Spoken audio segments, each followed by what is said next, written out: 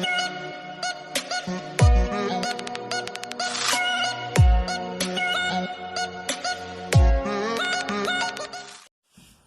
ছাত্ৰ-ছাত্ৰীসকল, তোমালোক আটাইলৈ প্ৰীতি আৰু শুভেচ্ছা জনাই আজিৰ পাঠ মুকলি কৰিছোঁ। আজিৰ পাঠত তোমালোকক অনুশীলনী 2.2ৰ 3ৰ ৰোমান সংখ্যা 4 এই অংকটো মই প্ৰথমতে লৈছোঁ। এই অংকটোত আছে দুটা সংখ্যাৰ পূৰণফল সমস্ত বিভাগৰ 1 যদি এটা সংখ্যা 14 ভাগৰ 9 হয় তেন্তে অন্য সংখ্যাটো নিৰ্ণয় কৰা। এনেকুৱা অংকৰ ক্ষেত্ৰত আমাৰ ছাত্ৰ-ছাত্ৰীসকল বেছিসকল ছাত্ৰ-ছাত্ৰীয়ে এটা সমস্যাত পৰা দেখা যায়। এই অংকটো হৰণ অংক হ'ব নে পূৰণ অংক হ'ব এইটো তেওঁলোকে থিৰাং কৰিব নোৱাৰে। সেইবাবে তোমালোকক মই এটা বুদ্ধি দিছোঁ, তোমালোকে চাই ল'বা। ঠিক এই অংকটোৰ দৰে আমি এটা সৰু অংক মনতে ভাবি ল'ম, যেনে দুটা সংখ্যাৰ পূৰণফল সমস্ত বিভাগৰ 1 বুলি কৈছে। আমি ধৰি ল'ম 2 পূৰণ 3 সমান 6, অৰ্থাৎ দুটা সংখ্যাৰ পূৰণফল 6। এই যে সমস্ত বিভাগৰ 1 এইটোৰ লগত আমি 6টো মিলাই ল'লো। এতিয়া যদি আমাক ধৰা হ'ল এটা সংখ্যাহে দিয়ে এটা সংখ্যা নিদিয়ে, তেতিয়া নিদিয়া সংখ্যাটো উলিয়াবৰ কাৰণে কি কৰিম? নিদিয়া সংখ্যাটো ধৰা আমি x বুলিয়ে ক'লো। x সমান কিমান হ'ব? 6 2ৰে হৰণ হ'ব, কাৰণ এই xৰ লগত 2টো পূৰণ হৈ আছিলে, গতিকে সমান চিহ্ন সিফালে গ'লে হৰণ হ'ব, সেইটো আমি আগতে জানো। আৰু সেইকাৰণে নিদিয়া সংখ্যাটো ওলাবৰ কাৰণে এইটোক আমি ইয়াৰ ওচৰত থকা এই সংখ্যাটোৰে হৰণ কৰিব লাগিব। সেই একে পদ্ধতি ব্যৱহাৰ কৰি এই অংকটোৰ ক্ষেত্ৰতো আমি কৰিম। আমি লিখিম সমাধান সংখ্যা দুটাৰ পূৰণফল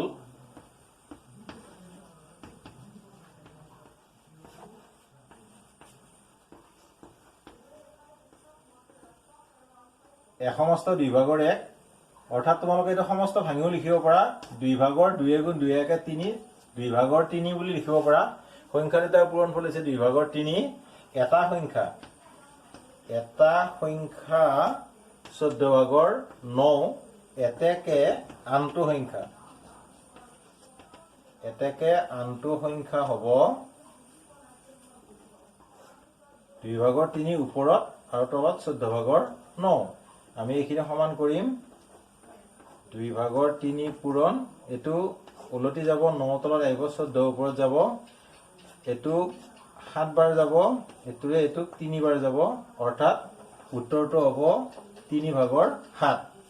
ছাত্ৰ-ছাত্ৰীসকল, তোমালোকে এই অংকটো উত্তৰটো হ'ল নে নাই সেইটো চাব নিজেই পাৰিবা। কি কৰিবা তোমালোকে?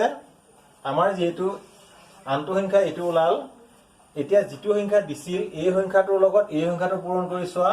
তোমালোকে এইটো পোৱা নে নোপোৱা তেতিয়া গম পাবা। এতিয়া আমি কৰি চাম। 14 ভাগৰ 9 লগত 3 ভাগৰ 7 পূৰণ কৰিম। 7ৰে 7 দুগুণ 14, 3ৰে 3 3 গুণ 9, অৰ্থাৎ কিমান হ'ব? 2 ভাগৰ 3। এয়া দেখিছানে?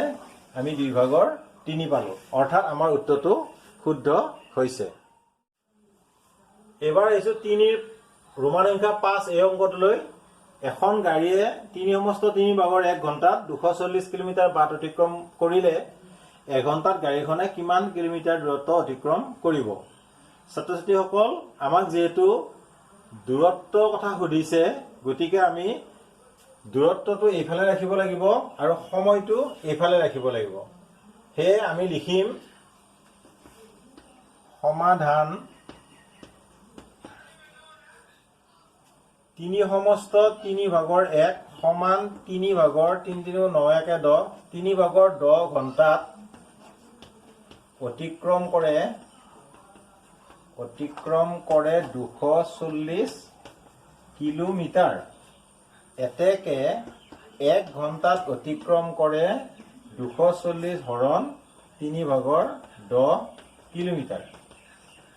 এতিয়া সমান 240, এই হৰণ চিহ্ন পূৰণ কৰি দিলোঁ। 3 ওপৰত গ'ল, 10 তলত আহিল। এতিয়া 10ৰে এইটোকো হৰণ যায়, এইটোকো যায়, এইটোত এবাৰ যাব। 10 দুগুণ 20, 4 40, 4 10 গুণ 40। এতিয়া 24 পূৰণ 3, তলত 1 আছে, সেইটো দৰকাৰ নাই। 3 24 72 হ'ব। 24 পূৰণ 3 সমান 72 কিলোমিটাৰ। অৰ্থাৎ গাড়ীখনে কিমান দূৰত্ব অতিক্ৰম কৰিলে? 1 ঘণ্টাত 72 কিলোমিটাৰ। নিশ্চয় তোমালোকে বুজিছা অংকটো। যদি তোমালোকে বুজা নাই মোক কমেণ্ট কৰি জনাবা।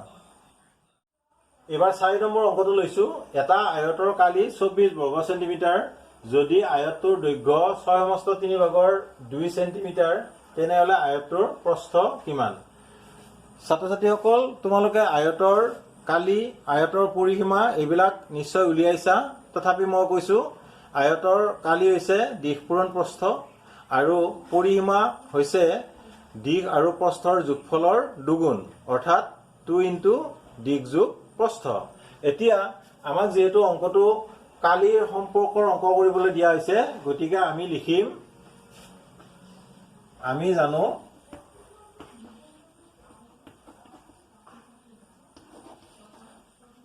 আয়তৰ দিশ পূৰণ প্ৰস্থ সমান কালি এতিয়া আমাক প্ৰস্থ উলিয়াব দিয়াৰ কাৰণে আমি প্ৰস্থটো এইফালে ৰাখিলো তেতিয়াহলে এইটো হ'ব দিশ ভাগৰ কালি আৰু আমি যেহেতু জানো আমাক দিশটো দিয়া আছে 6/3 গতিকে ইয়াত লিখিব পাৰিম কালি দিয়া আছিলে 24 বৰ্গ সেন্টিমিটাৰ আৰু দিশটো দিয়া আছিলে 6/3 6/3 সেন্টিমিটাৰ এতিয়া আমি এইখিনি সমাধান কৰিম ওপৰত লিখিম 24 বৰ্গ সেন্টিমিটাৰ আৰু তলত লিখিম 3/3 × 18 19 20 3/20 সেন্টিমিটাৰ আৰু এইখিনি সমাধান কৰিলে হ'ব ইয়াতে 24 লিখিলো পূৰণ এই হৰণ চিহ্নটো আমি পূৰণ কৰি দিলো 3টো ওপৰত যাব তলত 20টো আহিব এতিয়া আমাৰ দুইটাকে 4ৰে হৰণ যায় 4ৰে 4 5 × 20 4ৰে 4 6 × 24 এইখিনি আৰু কাটাকাটি নাযায় গতিকে 5/3 × 18 হ'ব অৰ্থাৎ 5/18 হ'ব ইয়াৰ প্ৰস্থ এইটো সেন্টিমিটাৰ ছাত্ৰ ছাত্ৰীসকল তোমালোকৰ অংকটো এতিয়া উত্তৰটো হ'ল নে নাই সেইটো এটা চিন্তা হ'ব পাৰে সেই কাৰণে আমি ইয়াতে অংকটো শুদ্ধ হৈছে নে নাই পৰীক্ষা কৰিব পাৰিম যেহেতু আমাৰ দিশ দিয়া আছিল আৰু প্ৰস্থটো আমি উলিয়ালো দিশ দিছিলে আমাক কিমান 6/3 অৰ্থাৎ 3/3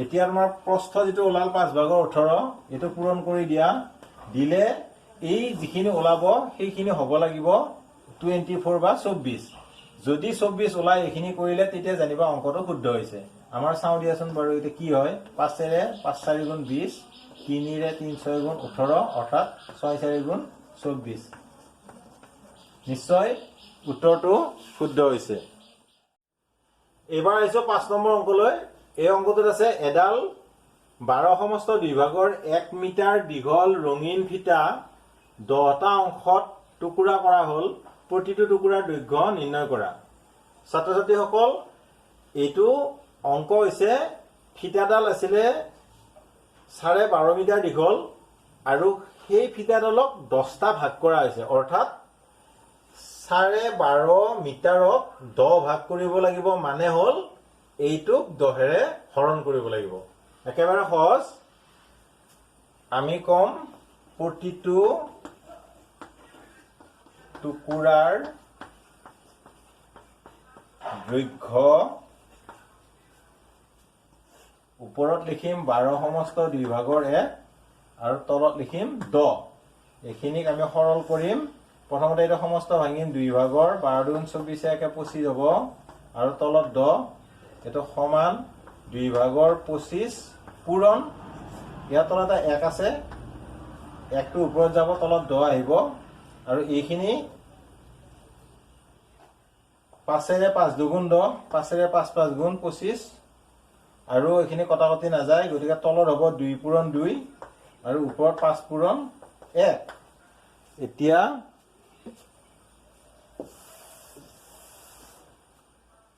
সমান ওপৰত 5 তলত 2 2 4 এটো কি আছিল মিটাৰ অৰ্থাৎ এই যে 12.5 মিটাৰ দীঘল ফিটাডাল আছিল তাক যদি আমি 10 টুকুৰা কৰো এক টুকুৰাত 4/5 মিটাৰকে পৰিব।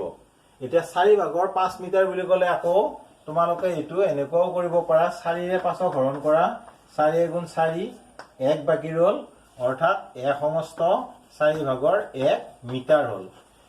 এই তোমালোকে দুয়োটা উত্তৰেই লিখিব পাৰা।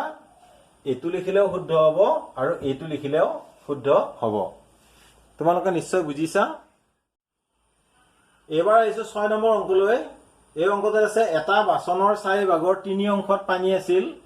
সেই পানীখিনিৰ 8/1 অংশকৈ সমানে ভগাই কেইটামান বাচনত থবলৈ হলে কেইটা বাচন লাগিব? অৰ্থাৎ বাচনটোত আছিলে 4/3 অংশত পানী। ধৰা হলে এইটোৱে বাচন।